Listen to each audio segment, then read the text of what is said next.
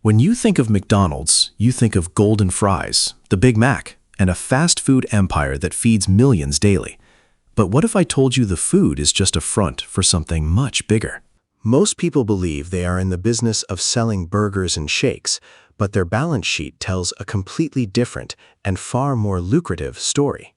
In reality, McDonald's is the world's most successful real estate company, holding more than $40 billion in land and buildings across the globe. They own the land under their stores, and that single decision is the secret reason why they survived, while thousands of other burger joints vanished into history. To understand how this happened, we have to go back to 1954, to a small, hyper-efficient burger stand in San Bernardino, California. Ray Kroc was a struggling milkshake machine salesman who had seen every kitchen in America, but he had never seen anything like the McDonald brothers' operation. The brothers, Richard and Maurice, had perfected a speedy service system that turned food preparation into a high-speed factory line. Kroc saw the future. He didn't just see a restaurant, he saw a template that could be replicated on every street corner in the United States. He convinced the brothers to let him franchise the concept, dreaming of a nationwide network of golden arches that would dominate the landscape. By 1955, Kroc opened his first franchised location in Des Plaines, Illinois. It was an instant hit, but behind the scenes, Kroc was drowning. The problem was the math. Kroc's contract with the McDonald brothers only gave him a tiny fraction of the profits from each burger sold. While his franchisees were becoming wealthy, Kroc was struggling to pay his own bills and keep the corporate office running. He was selling the best business model in the world, but he was personally broke. He needed a way to change the game before the company collapsed. Everything changed when he met Harry Sonneborn, a financial genius who looked at the burger business and saw something nobody else did. Sonneborn told Kroc, "You don't build an empire off a 15-cent hamburger. You build it by owning the land where that hamburger is cooked." Sonneborn's plan was revolutionary. Instead of just selling franchises, McDonald's would buy or lease the land first, and then lease it back to the franchisee. This changed the entire power dynamic. The franchisee wasn't just paying for a brand name, they were paying rent to Ray Kroc's company.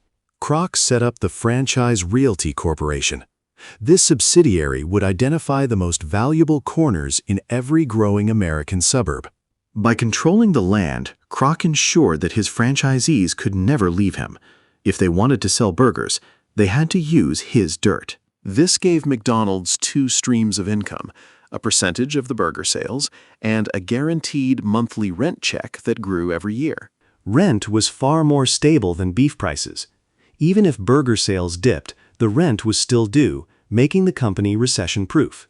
With this new capital, Kroc began a massive land-buying spree across the United States, targeting the heart of the American dream. They weren't just picking any locations. They looked for high-traffic intersections near schools, churches, and shopping centers. As the value of American real estate skyrocketed through the decades, so did the net worth of the McDonald's Corporation. The company became a massive bank, using the equity in their land to borrow more money to buy even more land. Today, McDonald's owns the land and buildings for about 85% of its locations worldwide. They are effectively their own landlord. Consider this. Most of their revenue doesn't come from your Big Mac order. It comes from the thousands of business owners paying them rent. When you look at their annual report, the category Rent from Franchised Restaurants is the crown jewel of their profitability. This model is why McDonald's can afford the most expensive real estate in the world, from Times Square to the base of the Spanish Steps in Rome. They don't just sell food there, they occupy space. They own some of the most iconic corners on the planet. But this real estate focus also creates a unique tension.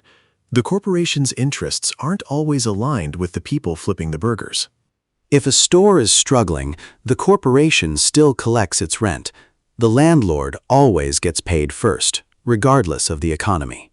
This has led to legendary legal battles between the company and its franchisees over the cost of rent and required building upgrades. Because McDonald's owns the land, they can force a franchisee to renovate or lose their lease entirely. It is the ultimate leverage. They control the look, the feel, and the location of every store, because they are the owners of the physical space itself. Compare this to companies like Subway or Burger King, who often lease from third-party landlords. They don't have that same safety net. When property values go up, McDonald's gets richer. When they go down, they still have the leverage of the brand. Even their critics admit that the strategy was a stroke of genius.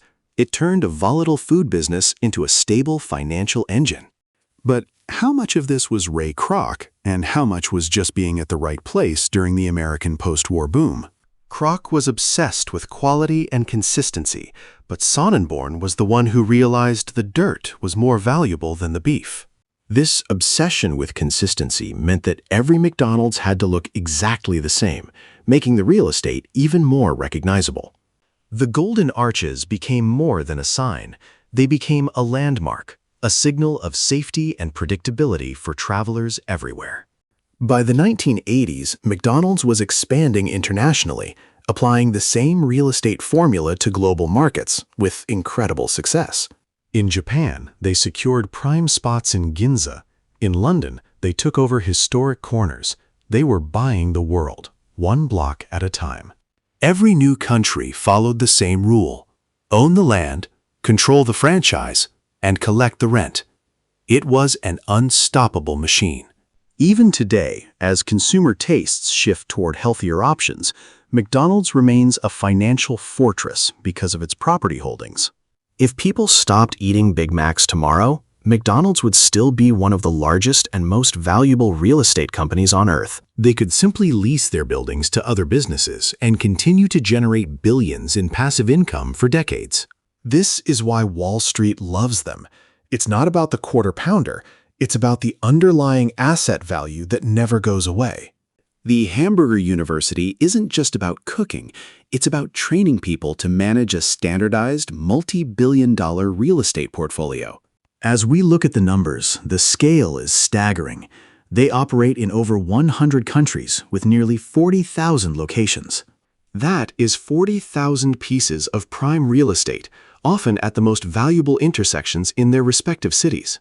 The company has essentially used food as a way to finance the acquisition of the world's most desirable urban and suburban land. It's a masterclass in business strategy, finding a way to make your biggest expense, your location, your biggest source of profit. But what does the future hold? As work-from-home trends and delivery apps change how we use physical space, does the model hold up? McDonald's is already adapting, using their real estate to create dark kitchens and optimize drive-thrus for the digital age. They are proving that even in a digital world, the person who owns the physical ground still has the ultimate power in commerce. The story of McDonald's is a reminder that the most successful businesses often aren't doing what they seem to be doing on the surface. Amazon is a cloud computing company disguised as a bookstore. McDonald's is a real estate trust disguised as a burger joint. They understand that products can change, trends can fade, but the value of a great location is eternal. Ray Kroc once said, "If I had a brick for every time I've repeated the word quality, I could bridge the Atlantic Ocean." But it was the bricks themselves, the physical buildings, that actually built the bridge to his multi-billion-dollar fortune. So next time you pull into a McDonald's drive-thru, take a look at the parking lot and the building itself. You aren't just visiting a restaurant.